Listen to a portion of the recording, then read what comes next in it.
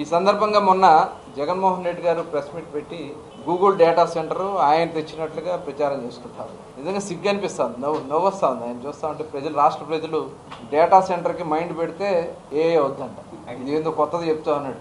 అసలు data centre అనేది తెలియని వ్యక్తి ఈ రాష్ట్రానికి ముఖ్యమంత్రి అయ్యాడంటే మన దౌర్భాగ్యం. అసలు డేటా సెంటర్ అంటే ఏంటి, అంటే ఏంటి, కంప్యూటర్ అంటే ఏంటో తెలియనటువంటి వ్యక్తి ఇవాళ ఆయన నేను డేటా సెంటర్ తెచ్చానని చెప్పి మాట్లాడుతూ ఉంటే 2019లో ఆనాడు చంద్రబాబు నాయుడు గారు అదానితో మాట్లాడి 70,000 కోట్ల రూపాయలతో విశాఖపట్నంలో డేటా సెంటర్ కోసం అంకురార్పణ చేశారు. తర్వాత వచ్చి బెదిరించి వాళ్ళు ఈ రాష్ట్రాన్ని నుంచి తరిమేసి ఇవాళ గూగుల్ సంస్థ ప్రపంచంలోనే దిగ్గజమైనటువంటి సంస్థ, గూగుల్ పేరు తెలియనటువంటి వాళ్ళు ఎవ్వరు లేరు.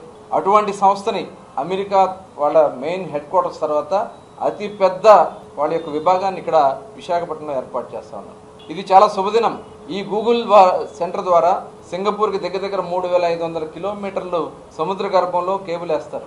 డేటా ఫాస్ట్గా 13 దేశాలకు సంబంధించినటువంటి డేటా మొత్తం కూడా ఈ విశాఖపట్నం ఈ డేటా సెంటర్లో ఉంటుంది. ఇవాళ ఒక నాయకుడు ఏం మాట్లాడతాడు, వేస్ట్ డేటా సెంటర్ అంటాడు, ఈయనేమో నేనే తీసుకొచ్చాను అంటాడు. ఏమిటి వైఎస్ఆర్ పార్టీ నాయకులు ఇవాళ రాజకీయాల కోసం రాష్ట్రాన్ని సర్వనాశనం చేసి ఇవాళ రాష్ట్ర ప్రజల నిధులని కొల్లగొట్టి ఇవాళ అభివృద్ధి జరుగుతూ ఉంటే చూసి ఓరవలేక తప్పుడు ఆరోపణలు చేస్తూ ఉన్నారు.